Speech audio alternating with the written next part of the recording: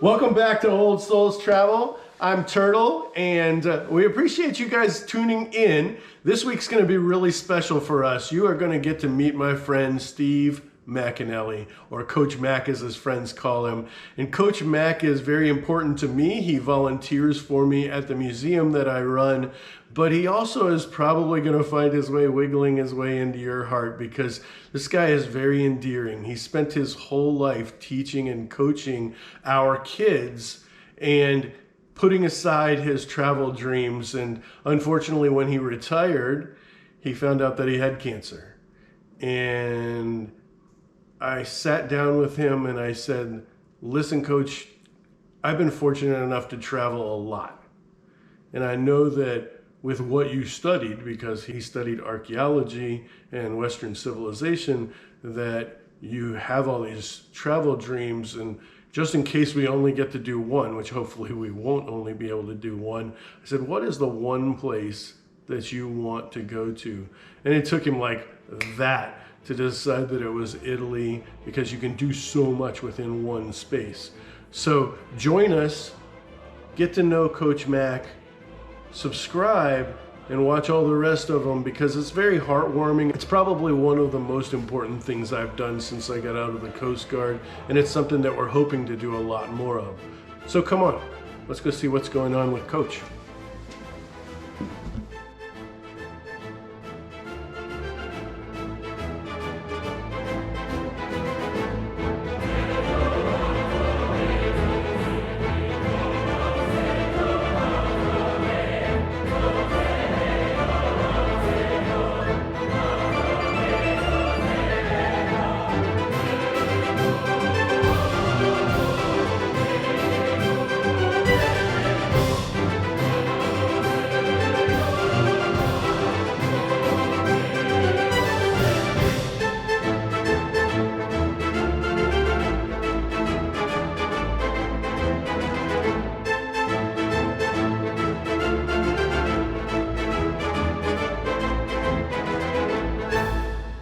In the movie Good Will Hunting, there's a very, very wonderful scene where they're talking by a river, and the Robin Williams is a psychologist, and he's talking to his patient, who is actually a savant. He's extremely intelligent, and he said, I bet if I'd asked you about Michelangelo, you could tell me everything in the world about Michelangelo. If I asked you about the Sistine Chapel, you could tell me everything about it. He said, but you can't tell me what it smells like. And that hit me. So I want to smell the Sistine Chapel.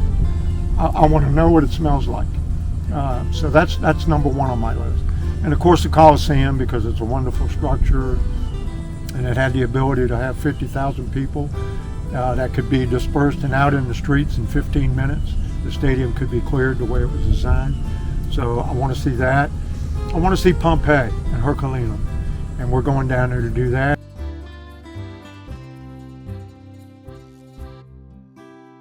Hi, I'm Steve, Coach Mac McAnelly. I'm 70 years old. I'm a retired teacher and coach, and I've been diagnosed with stage 4 colon cancer. It's incurable. I have 5 tumors, and they're growing. So I've become extremely philosophical, as anybody would that has limited time left on this earth. And but I've been very, very fortunate. I look back at my life, and I was so fortunate. I've been madly in love. I've been absolutely heartbroken. I've got the opportunity to feel all those human things. So looking back, I honestly don't think I have too many regrets. I married the woman of my dreams, my high school sweetheart. We were king and queen of the senior prom. And then again had 2 absolutely wonderful children. I couldn't be more proud of them. And I believe in legacies, and I think those 2 children of mine are going to leave a wonderful legacy. And I'm really, really pleased about that. Really pleased about that. I want to take just a quick second to talk about my dad. He was kind of infamous. He was at Pearl Harbor when it was bombed. We have a wonderful picture of him and another sailor, and my dad's in full stride. And on the back of the picture it says, Honolulu, Saturday night, December 6, 1941. Well, probably 12 hours later, it got bombed. My dad was a volunteer on submarines, and he's kind of famous. His submarine, the USS Kursk, sunk the last ship of all World War II in Tokyo Harbor. My dad was the one that fired the torpedo. I was raised in Key West, Florida till the 4th grade, when my father was transferred to Norfolk, Virginia. And I went to school in Chesapeake, and I graduated in 1970.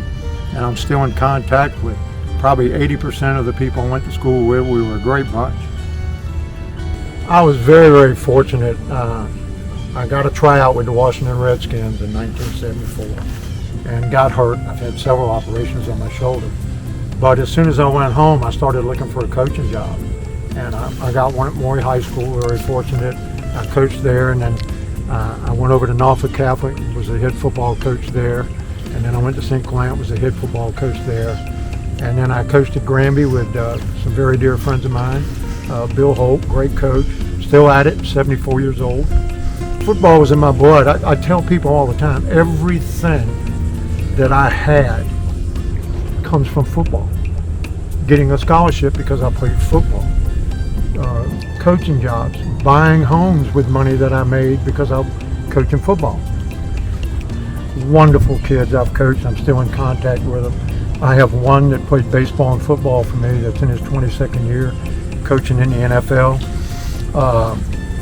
Kirby Holmes, I hope you see this, I love you. Sean Malone played baseball for me. I mean, the list is endless of the kids I've coached that I'm still in touch with that are just grown up to be wonderful adults and coaches. A lot of them have gone on to be coaches. And, that's part of my legacy. Because if I taught you something in football and then you use it in your coaching, that's my legacy. That's being passed on. And I think that'll go on for a while. I really, really do. When I retired, I needed to do something, and it had to be something in history. So I volunteered as a Dorset at the Treasure Museum and ran into two very, very, very special people who have started this GoFundMe page to help me with my bucket list. And I'm going to Rome, and I've always wanted to go to Rome. I've taught about it for years, and I want to see the Sistine Chapel. I want to see the Vatican. I want to see the Colosseum, and I'm going to get that opportunity to do that. And I'm very, very, very thankful for everybody that donated, and I'm thankful for two very, very special people in my life that are making this a reality, Corey and Lindsay. And since I've met them, it's just been wonderful.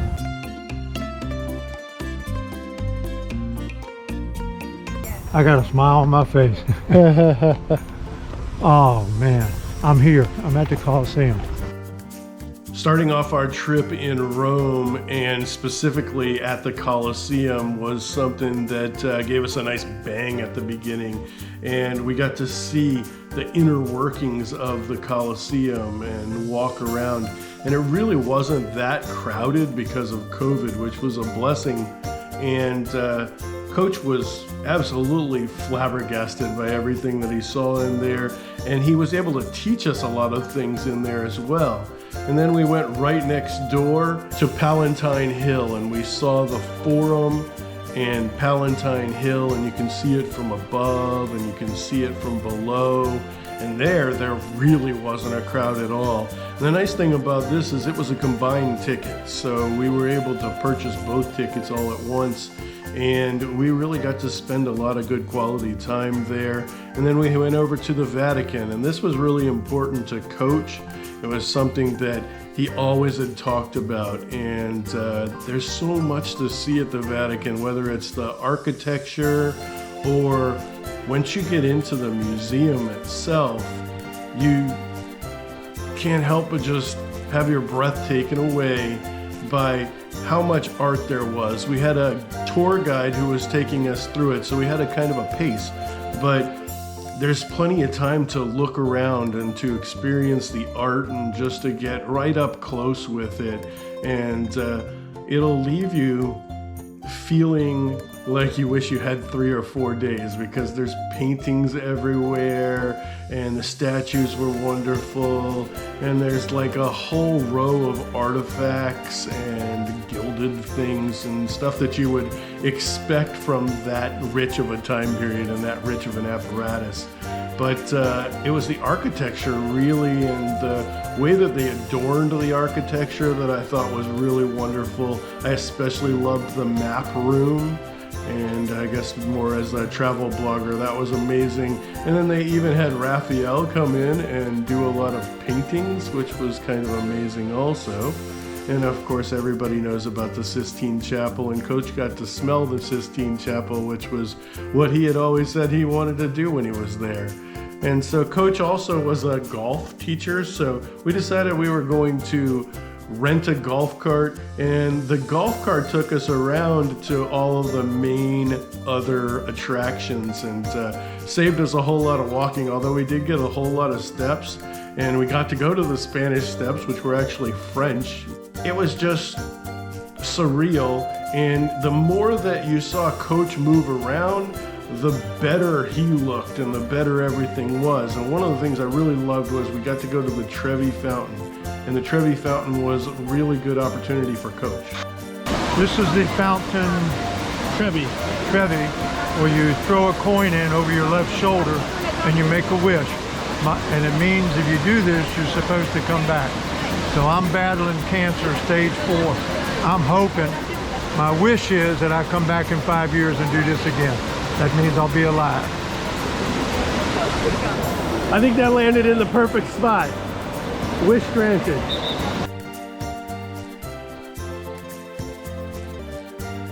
After Rome, we headed over to Sorrento, and we stayed in this really cool old villa, and we used Sorrento as a stepping off point to go to Pompeii and Herculaneum. And Pompeii was just like you'd think, and Coach was in his element, and he was teaching us all of these different things about the time period and how that relates to teaching and his outlook on life, and that was really precious. Being a history teacher for 20-some years and teaching about Pompeii and teaching about Rome and the things in Greece and Egypt and Mesopotamia, this was probably the most accessible place to come to see multi items.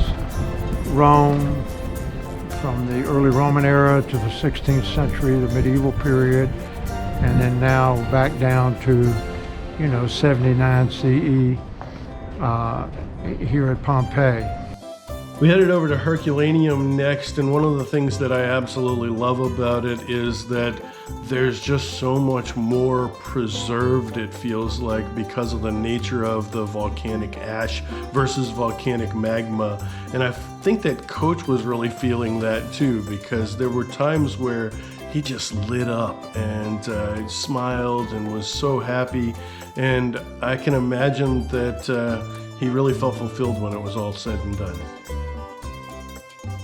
The next morning we started out really early, which is the secret to driving on the Amalfi Coast, because it can be bumper to bumper if you don't get an early start. Plus we wanted to get an early start on the destination where we were going.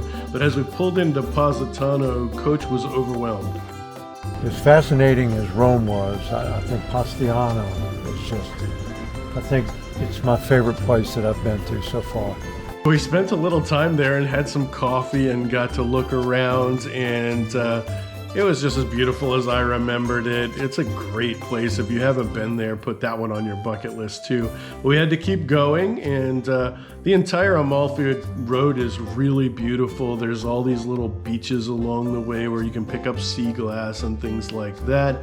But it wasn't our destination, so we kind of hustled through that as quick as we could and headed to our next stop, which was the first thing that I hadn't seen yet and that wasn't on Coach's list. Paestum is this wonderful Greek site.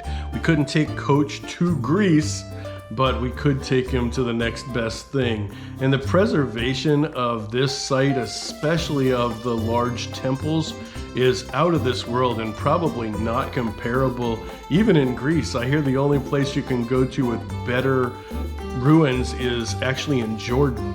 But we got to see some archaeologists actually working there, and we went up and we talked to them, and they were telling us how they had just discovered a new skeleton, and they allowed us to go in and take a look at that, which was really amazing to have that kind of access. But there was things everywhere, and so you could pick up pottery here and there, but make sure you put it down when you're done. And another place with a lot of artifacts everywhere is Hadrian's palace. And this one, we probably had 5 to 10 other people the entire time we were there. And Hadrian was so important. We learned about him in Spain. There's stuff about him in the Middle East. And he really liked where he lived towards the end of his life. And there's all these baths everywhere. And there were baths for common people, and there were baths for the wealthy people. And his ponds were wonderful. And we just had it all to ourselves and got to spend a lot of time just walking around and enjoying it. And we even saw archaeologists there doing ground penetrating radar. So I have questions. What did you guys like the best? Oh, I'll tell you. I know what Coach likes, but you. Yeah, it was like, I wish that we could travel more together. And I wish that we had more opportunities to do things, you know, like that. Even getting to be out here and have lunch today was nice. But this was about Coach, and so the most important thing to me actually is probably, what did you like best, Coach? Everything. From the moment you guys had this as a conception to the moment I got home at Miami Airport, every bit of it was, start to finish, it was just, again, people say, well, how'd you like it? It meet your expectations? No, it exceeded my expectations. I mean, even the weather, when you have 78 degrees every day, sunny, low humidity, we were walking over 7,000 feet a day, right? 16,000 steps a day. We averaged. Well, 7 for one, 7 for the other leg. Whiners. I did 32,000 my first day in Rome. Actually, that was one of the things that I loved, was we actually got to take a golf cart. And so instead of 32,000 steps, we were actually able to get Coach to see about as much as I did with those 32,000 steps in 16,000 steps. There's a great public transportation system there too, if you don't want to spend $300 on having Mario drive you around, although I'd suggest to do it anyway. Oh, absolutely. But there's public transport. You don't have to walk 32,000 steps, but you'll be tempted to, I guarantee it. And how about Lindsay? What did you think, Lindsay? What was your favorite part of the entire trip? I enjoyed Rome probably the best, because I've been to Rome before and there were so many fascinating aspects that I could look at all the time. I also enjoyed the part down in Paestum where they talk about the Etruscans, who predate the Romans. So for me, those were just different things that I enjoyed, personal items. Another thing that I really took a lot of joy out of was we learned a lot from Coach. That, like, when we would just sit there, right? Every time we'd sit down, it didn't even have to be about what we were sitting there talking about. There was some really good stuff in the forum that we'll add in the Roman section that was about the forum, but there was also like just kind of some random stuff in Paestum, and we'd just sit there and walk and talk, or we'd sit down in the shade of an oak tree. Correcting the guide. Yeah, and correct the guide a couple of times. Our guides were great though. They had really good you know, esprit de corps. I was super excited because the more you walked, actually the better you looked. And so watching you hike up those steps, you had some pep, you know, and pep's awesome. So that was really exciting for me. Anything else you'd like anybody to know? I know that we're planning to hopefully do more of these someday with someone else, and we're going to set up a nonprofit for that at some point. Or if we have other friends, or you guys have other friends who really deserve this, I've reserved a couple of weeks of vacation between now and when I leave my job in 3 years to actually go on some of these. So hit us up in the comments if you're interested in like nominating for somebody for it, or also if you're interested in hearing more about the nonprofit, I have a little page on my blog, but we'd love to talk about it specifically with you and try to figure out a way to see if you want to support it and support people like Coach going to the places they dreamed of. The other thing I would say is, don't just dream. Just go do it. I don't care if you're 15 years old or you're 87 years old. Go do and follow your dreams, and you will be thankful that you did, right, Coach? Absolutely. And thanks to everybody who did contribute. It was very appreciated. Very It made it all possible. It made it extremely possible for us to do things we could not have done otherwise. Help out. You see it, join it, get with Corey, get with Lindsay, make it happen for somebody else, because trust me, it made a big difference in my life. And so if you guys like this is only the first of 4 episodes with Coach. So if you like this or you like Coach, follow, subscribe, hit the notification button. We're gonna have a lot more of this type of thing. Also, if you like history, we got a lot of history blogs coming up, some cultural anthropology. My son's a big food culinary guy. So we're just having fun on this channel. We're just trying to do what's right for the world. And we suggest that you do what's right for the world at every possible turn. And remember to find yourself on the journey.